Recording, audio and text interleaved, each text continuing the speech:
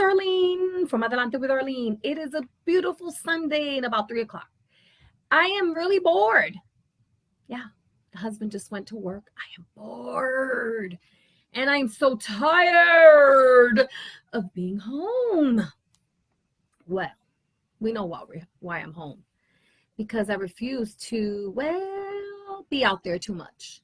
So, since I am bored and I want to see if any of you have anything you want to ask me or anything you want to share with me or anything that you want to talk about, anything at all, just let me know.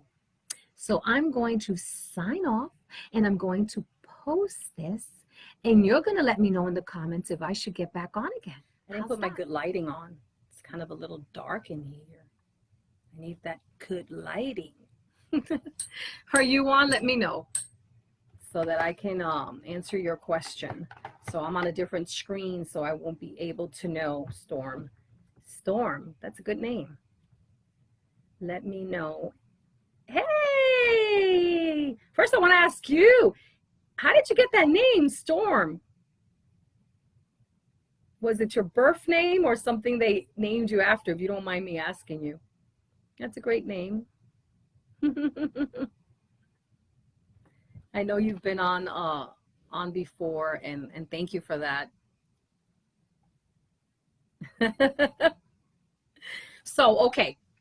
So let me see, I think it was last year, I got a call and I was, I'm in Florida now. So I was being asked, would I do a reunion? And I had to think about it because it had been so long that I hadn't literally spoken to the former, group members, that I wasn't sure how they were going to feel about it. So a friend of mine, another artist, put me in touch with one of the members formerly of Leather and Lace. And we just had a fabulous conversation in December. And we were, probably was maybe November, December of just last year. And we were discussing the possibility. And I said, I'm in the midst of moving in March. If anything, we can talk about it a few times more and really plan ahead. And, there had to be, I haven't been to New York for so far about 6 years since we moved.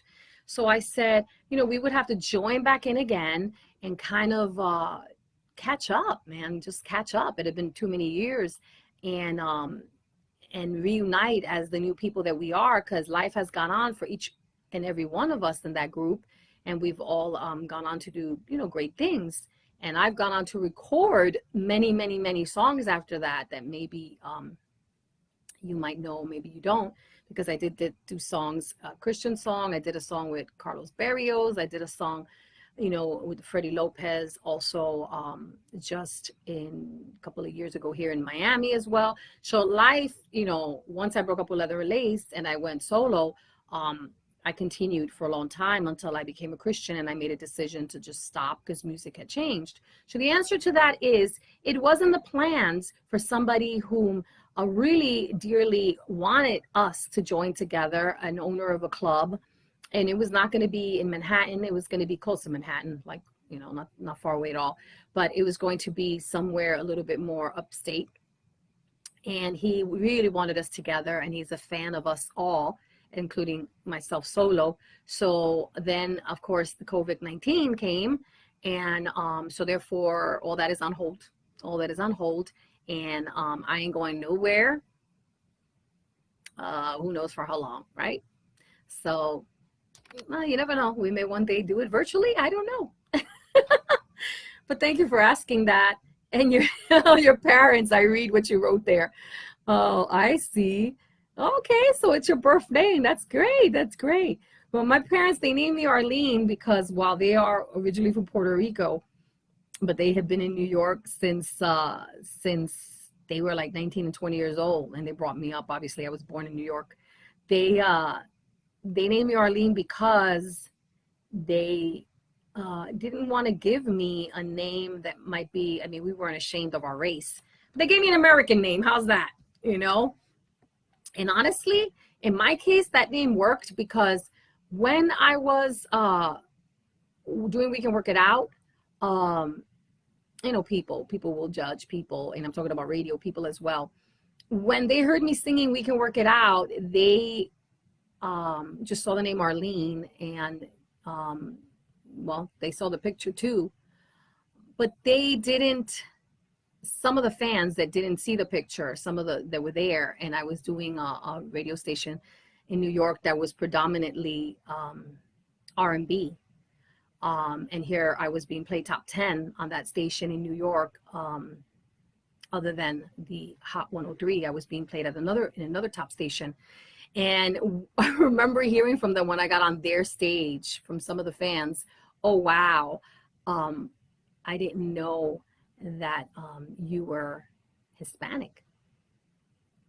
So they judged my voice, and they assumed I was a race, that whatever race they thought I might be. Those things. So my mother named me that name, and what I'm saying, it was pretty generic. It could be any nationality, you know, just like Storm could be anything. It's amazing. So you're Italian, Puerto Rican. That's awesome. You know, so that's a good name. That's a good name. And you were born during a storm. I like that. I like that. Yeah. I'm glad that's something else, boy. That's, you see, there's a story to everything. I like to hear people's story. That's pretty original, and that's great, you know. It is. Everybody got a story to tell. So, you know, today I got bored, as you know, you read my post, and I usually do, you know, my plan. And as you guys, you know, I have a lot of new content on YouTube, and you know that I speak about the Lord, and whatever God has for me to share. And I've been doing a lot of studying and marketing and doing things the way that I'm being taught is important, because YouTube has changed incredibly. And when I first started on YouTube, it was 10 years ago, and your videos could only be like 15 minutes long. And there was no like social media influencers, none of that stuff existed. And I had a following because I had my thoughts, and people would just tune into my thoughts. And they were small, and then I elaborated them, and I produced the video. I mean, it was a long-winded thing, you know, that I had to put together for just a few minutes. And then about last year, I felt in my heart that God put in my heart that I need to go on live. And I was like, live, you know, I wanted my things, you know, my eyes dotted and everything's just right. And the lighting had to be good, and, you know, all that good stuff. And so I decided to take a free class, you know, with these influencer, fantastic, thinkmedia.com. And that was about 3 months ago. And God, it was accelerated. And I still have so many videos to listen to. And I started learning so much about how this whole world has changed. So today I decided to just kind of get a little out of my comfort zone and do a Q&A. So I'm really hoping that other people jump in, so I don't just go blah, blah, blah, blah, blah. So if you have any other questions, Storm, go ahead and ask me. But do me a favor, send your friends a little message. Let them know, if you know they're online, to join us on this side in case they want to share anything with me or ask me anything. If you want to share anything with me too. I love, you know, like you did about your name, to get to know you all a little better, you know, as you can get to know me a little bit better. Instead of me just talking to you guys, I can talk with you. So if you can do that, I'd appreciate it. Because, like I said, I didn't plan anything. This is more of a Q&A, like, hello, who's out there? Ask me what you want, even if you want me to sing a song. I can do my song, because let me tell you, even that, YouTube was trying to tell me, oh, well, you know, this song, it was a while ago, this song is not your song. I was like, yes, it is my song. I am the artist of that song. They'll try to like kind of give you some, you know, a little, what do you call it? They're little warnings, you know? So as long as it's my own stuff, I can sing. Or if it is just a few minutes, seconds, is it? Of somebody else's song that's not freestyle. I'm not singing somebody else's freestyle song. I will only do my own. So anything else? So Storm, since I don't remember where everybody comes from, where are you from now? You could type it in, living. Are you from New York or elsewhere? That's only if you want to tell me, because I like to know where who I'm talking to is at, because I get some nice messages from all over the world. places I haven't even visited yet, which is pretty nice. I get to see them a little later on. Today is Saturday, and it is sunny and hot here in Florida. Now I'm giving you the weather. Well, yeah, it's still sunny. It's still sunny and very hot. But, you know, every day kind of goes into another day, doesn't it? That's how it's been lately. I've been pretty cheerful, you know, staying home. Let me see. I haven't read of this. I see. I had to go down. Oh, you are, Minister. Yes, thank you. Please let them know. Yeah, it's sunny. Like I said, it's sunny and hot here. I'm a little restless today. I am preparing for part 2 of a video that I want to do on continuing for prayer. The first notes that I put together, I tell you, like about 3 weeks ago, I was like, yes, praise God. And it was just so much. I had the scriptures and oh my God, I was so blessed when I finished, when I got all the content and God just like deposited in me. And because I'm on a new computer, new for a few months now, I literally saw the document there. It says save document. And when I clicked on it, guys, that thing literally disappeared on me. I was so set up that day to just go on live and do what I wanted to do. This whole awesome study on prayer. And of course, it's a series, a part this and a part 1 and a part 2. So it got me so bummed out for an entire day that I had like a severe headache and everything. That's how upset I got. But then I let it go. And as a few days, I don't know if it was another week passed by, I opened my eyes that morning, thank the Lord. And all of a sudden, I started just getting like, you know, when you're like ready to write, you know, and this time it was going to be like shorter, like, I don't know. It was different, but yet, you know, still the same message. And so I did what I call a short video for me, 25-minute video on, I think, what is prayer and who do we pray to? And there's a lot more that's going to happen, like how do we pray or how do we start? And a bunch of other things, what happens when we pray and why don't we pray? So what started happening was that I did put that on YouTube, and I did the first part. And so I want to start working on my second part and continue. And I'm going to make it a series, and I'm going to go as long as the Lord gives me to go, because as you all know, prayer, seriously, there's not just like one form of prayer. And what I mean by that is there's also intercessory prayer when you pray for other people, spiritual warfare prayer, et cetera, et cetera. So I had to start with the basics in regards to praying, what we need to do, you know, and for those that want to, you know, when you say, oh, pray, I'll pray for you, you know, pray for me. What are you really saying, you know, and how do you really do it? So if you haven't checked out that video, please check it out on YouTube and subscribe. And it's the one that I started on prayer.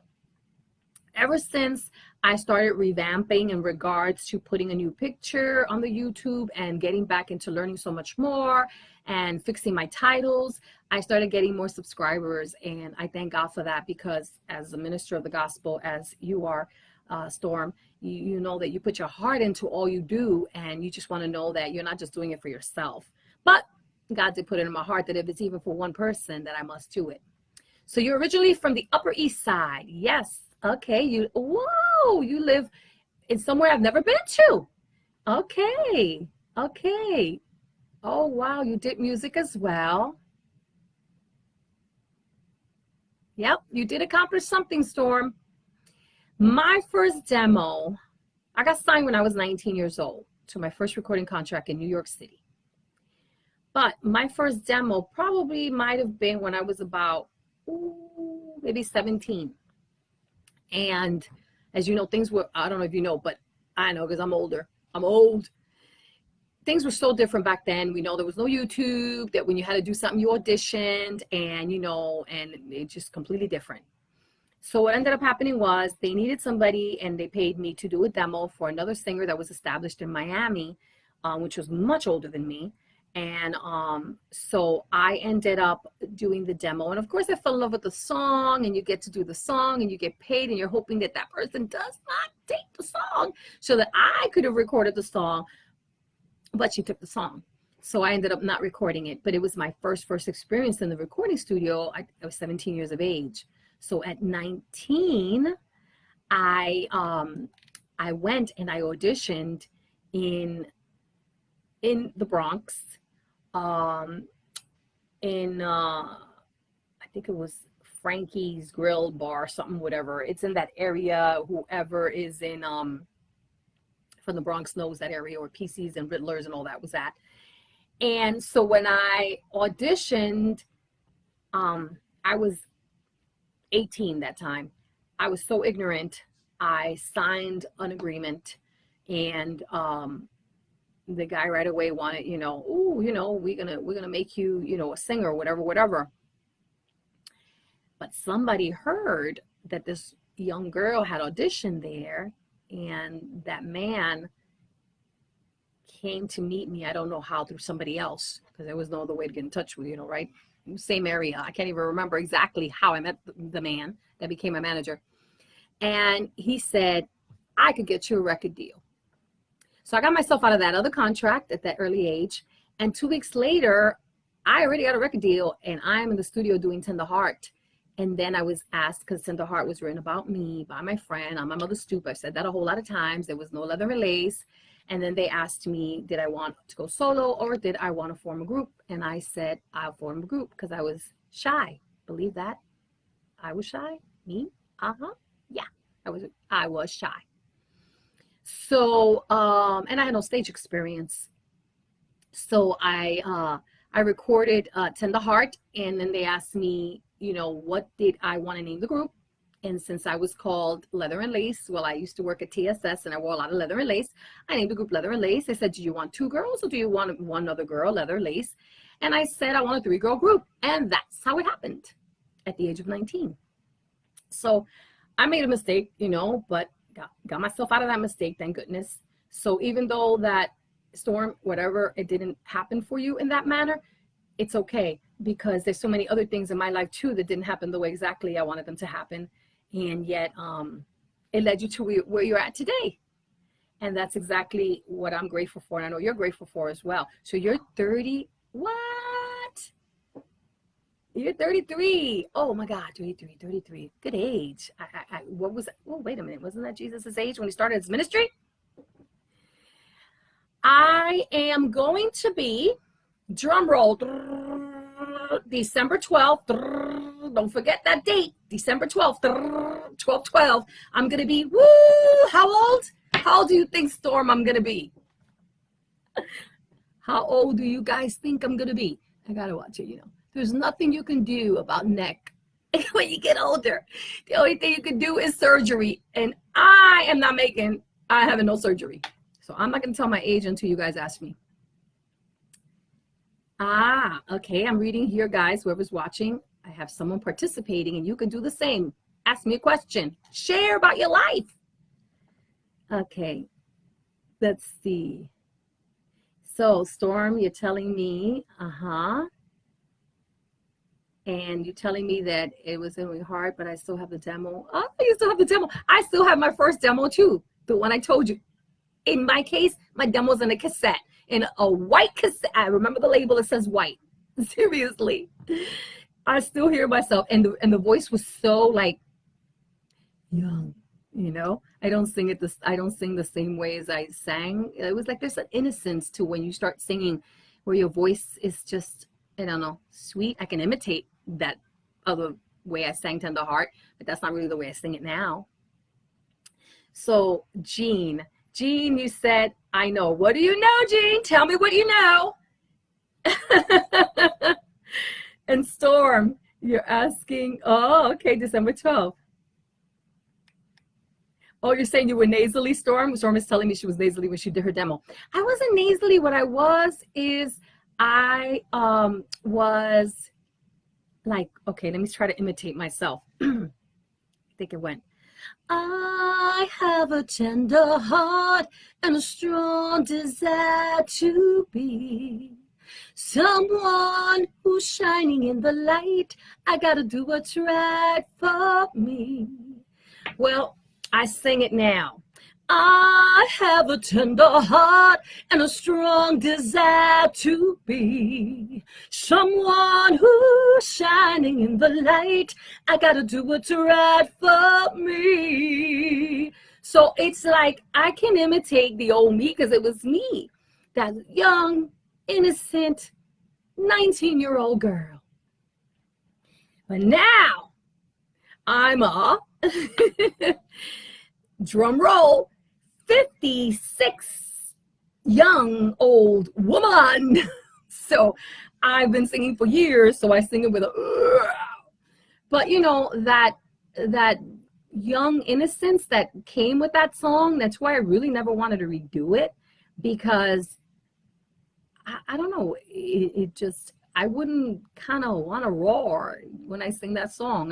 The song is about me, and it speaks about that situation and that time and that circumstance I was in, about having a tender heart. So it just, you change, you evolve, you grow, you know.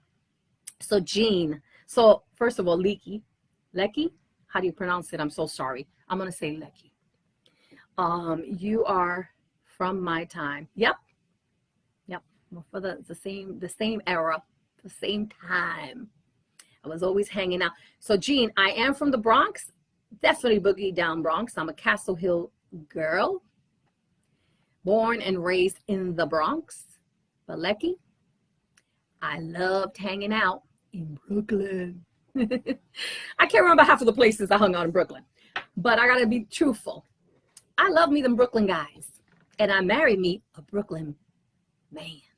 It wasn't planned, but I don't know, when I used to go to them clubs back in the days, you know, those that are close to my age would know, you know, the Gotham's East, the Gotham's West. I wasn't into the fun house as much. I really like the Gotham's West, Gotham's East ones, you know, geez, all those clubs. You would meet a lot of people from all over, you know, Long Island, Brooklyn, Bronx, oh my God. And those were some fun times, because growing up in the era that I grew up in, which some people will say, you know, no, growing up in my era, because everybody's gonna like the era that they grew up in. That's just familiar to them. But to those that are younger that are listening, it was really nice when we used to gather together and all the boroughs were together. We were very, there would be competitions, but the competitions would be that of dancing, and there would be dance battles and stuff like that, you know. The guys used to, like, you know, do their dances and battle each other, and it was just a lot of fun. And meeting people from all over in different boroughs was wonderful. And being able to get in the club at a young age back then, they didn't ID me, and I was just like super young in there.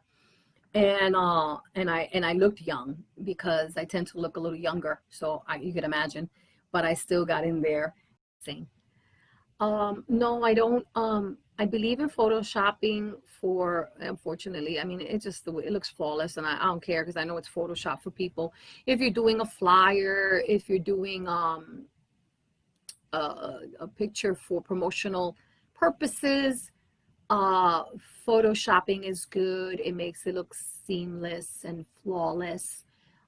Nobody wants to see a shine. Nobody wants to see a dimple. Nobody, you know, I ain't got no problem with that for promotional purposes. I've always preferred that I don't get photoshopped a lot. Back in the days, I don't even think there was Photoshop, but there was things you can do. I always preferred that I wasn't photoshopped as much. If anything, it was more for a lighting purpose if need be. Later on, when Photoshop came years later, it was more about getting the better lighting. So if I had to get Photoshop for any flyer when Photoshop was existent, or for anything else that was for promotional purposes, it was more about lightening, you know, lightening the picture or something, enhancing it so that the makeup would have more definition, the lipstick would be a little darker, the cheekbones would be a little bit more defined, because, you know, when you're on video or you're on a photo or you're in film, all these processes, they can wash you out. The lighting could wash you out. It's very, very different. So I'm not against photoshopping. I'm against when it's like way crazy and you see this done and overly done with some celebrities, and it's overly done. But then when you see some of them, most of the time those photoshops that you see, they're done for like a poster. They're doing a concert or a movie. Like, really, have you seen the movie stars, how they don't age on their the posters that they have for the movies and stuff like that, and yet the poster makes them look like they're at least 5 years younger than what they really are. Yeah, it's part of the business. But that's why I bared my face. You guys have seen me with less makeup on YouTube. You see me go on during this pandemic from the car with not a lick of makeup whatsoever. I think it's been liberating to get older. As you mature, you realize that you don't really care about what other people think, and that people are gonna be critics anyway. We are people of many opinions, and we can't really live by another person's opinions. Sometimes there's too much distortion on these ads. Yeah, absolutely. Like some of the ads, you could look at them and you can say, like, really, does that mascara get my lashes that long? Well, let me tell you, I hardly have lashes. They're very little. And the reason why is because when I wore my falsies back in the days, I did something silly, and I would pull at night when I was tired. I would pull them off, when really you should have a nice way to take it out is more of a organic, I'm going to call it oil, but it's not really oil, but organic in the sense of its texture. So that way you just put it slightly like this, and it comes right out. So when I see those ads about, oh, that your lashes could look this long, give me a break. That's enhanced. Not only is it enhanced, but they probably have false lashes on. So yeah, some of it is very distorted. But it's also very refreshing when I see some celebrities, like I said, without makeup, and I go, wow, she's so pretty, even without that makeup.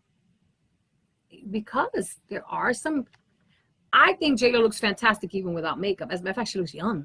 You know what I'm saying? So let's see. What advice can you give to an artist who has been in the music business before and wants to break out in it again? Wow. Let me tell you what advice. The only thing I could say is that my time of entering the music business to what it is now is two completely different worlds. And what I mean by that is, I don't know if it's better or I don't know if it's worse. I think that there is a big plateau that wasn't there, Storm, before. And what I mean by that is social media and YouTube and YouTube especially. What I mean by that is that you can post a great original song. Cover songs, I don't know how they work that out, because I want to do some cover songs, and sometimes they're going to give you like little strikeouts, but they can't be for everybody. There are places and sites that you can go, and they have permission and they have licensed, and therefore if you put on the video that you took it and you paid for that particular download for the particular of doing a cover, then they won't strike you out on YouTube. So I would say hook yourself up a good video of you singing. Make sure that your background looks nice. Like, seriously, man, set that thing up. Like, if you want to put a freaking curtain that's really nice behind here and it makes it look like you're in a stage, make sure you have good lighting, which you can find on Amazon, and it's not going to really break the bank on you. Good lighting. I don't have good lighting today because I went on and completely forgot to put the two big lamps on.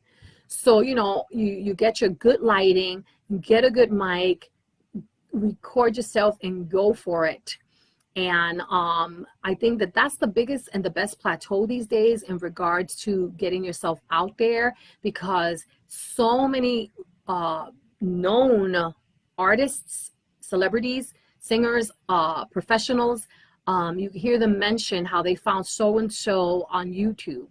The other thing I think is a great plateau and a big one, even though it takes a lot of work and stuff, is the shows such as what are the AGTs and the any of those singing thingies shows, because it's an opportunity. It's a lot of work. It's not like me. I went in an audition, they saw me, they signed me, and and that's how it happened. It was quite different then. But I think there's a lot of plateau and a lot of places that you have an opportunity to do that, just hook up a good video. Make sure it's got good lighting. Make sure you got your style going on, and whatever your style might be might evolve later. If you're a makeup person, not a makeup person, you're still gonna need some makeup. It's important for the lighting, you know, whether it's just a light little color on the lips and definitely the cheeks, but there needs to be, you know, something on the face.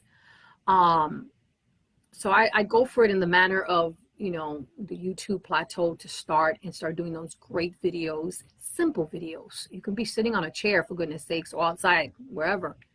So, and that the sound is good and that the lighting is good. So what else?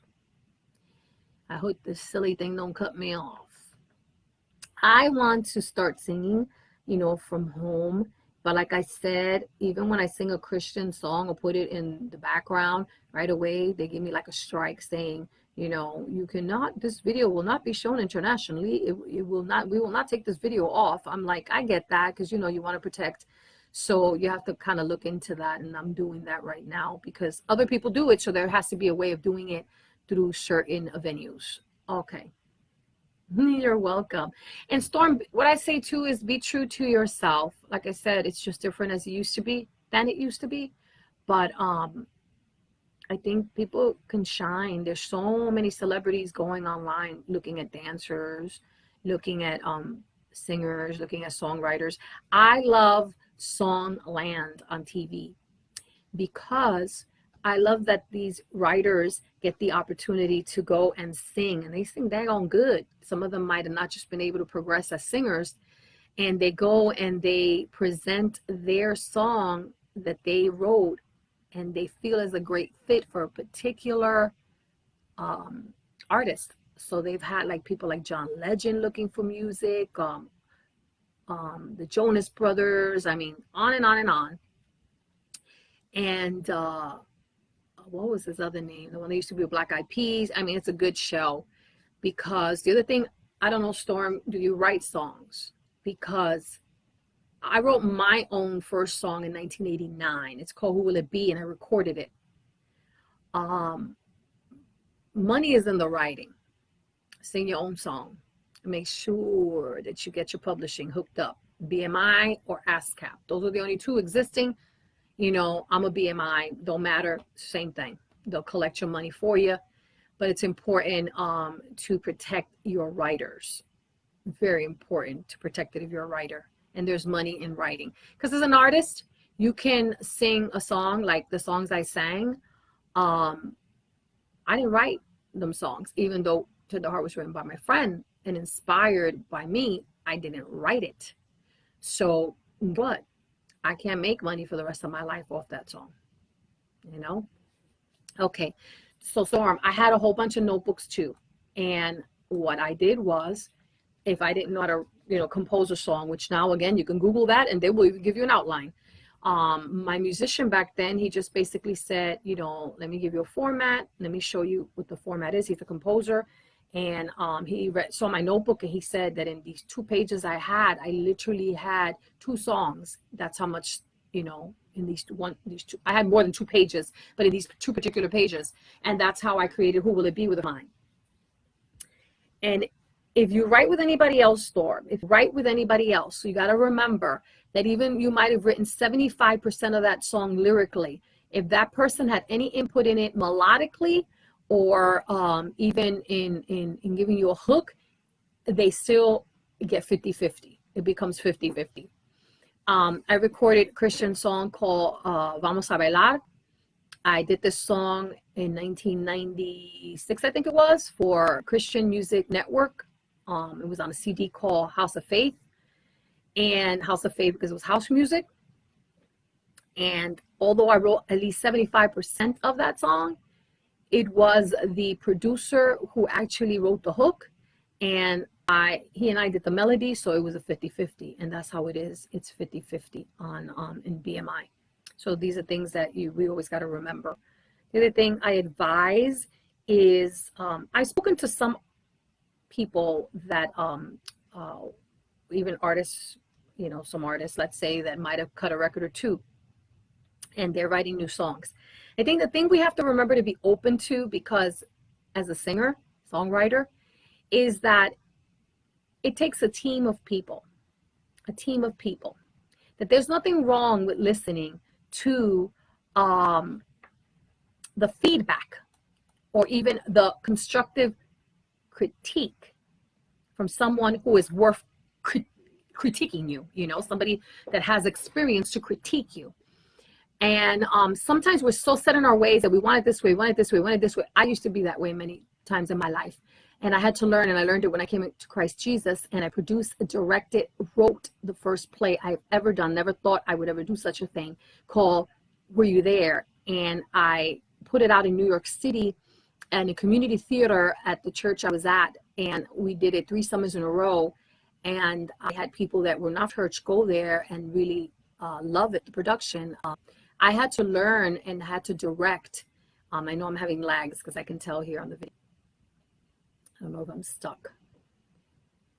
I had to learn how to work with a team. I had to direct more than 50 people, much more than 50 people. And I learned a lot in the Lord because I held on to my things, so tightly. Constructive criticism is good. I believe if you write a song, don't ever let anybody change the meaning of your song, your message. But there could be a word here and there that might work better. And there's nothing wrong with that.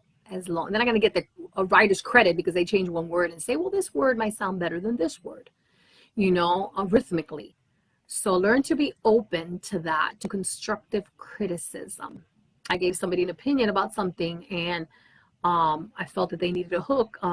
They didn't take my opinion, and the song to me needs a hook. It still needs the little hook. And without it, it's just okay. I don't want just okay. If I'm doing something, I want it to be the best it could be. So that's one advice I give. And a lot of us, we just get caught up in ourselves, and we are overprotective over our stuff. And I get that. It's our creativity.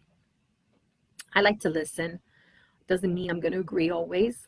I've tried to, even in my Christian walk, at the beginning of my walk, it's going to be 30 years this year, I had song ideas, and I got together and brought the song and brought the melody and wanted to work with someone, and was very specific about the direction I wanted to go to and through, because the song, this is what I'm paying you for. This is what I desire, to go this direction. And the person just produced something that went through another way. I couldn't work with the person because they didn't jump on your vision with you. You came with, which in this case, I came with a vision to the person. Instead, they wanted to change it to their vision. So there are circumstances where if God puts you there and says, this is the way, he wants it and this and that, then you have to stand by that. But then there are other times, like I said, there's constructive criticism, and you're working as a team, and it's not somebody you hired and paid to do something. And now you're able to collaborate. The collaboration is a good thing. So guys, video has lagged. I don't know why it lagged. It was wonderful talking to you. Thank you for listening and keeping me company while my husband is at work. You have brought joy to my heart. Please go to my YouTube and subscribe to Adelante with Arlene if you haven't already.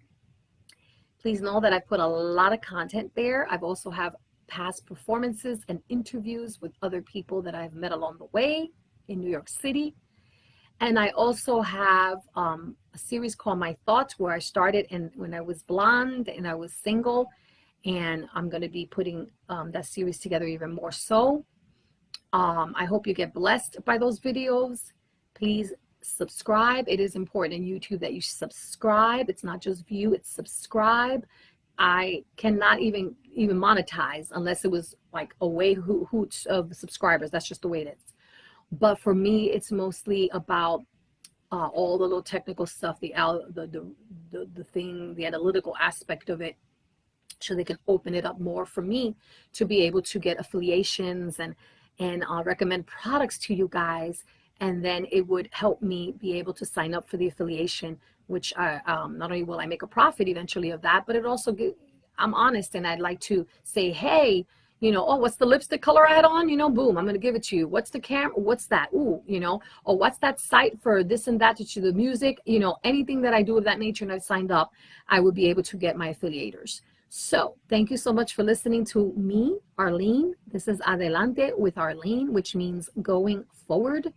That's what that means, adelante, to go forward. So please continue to go forward, and remember that every day is a gift from God. And when I say adelante with me, it's because I'm hoping to lead you to the things of God or to encourage you in some way or another.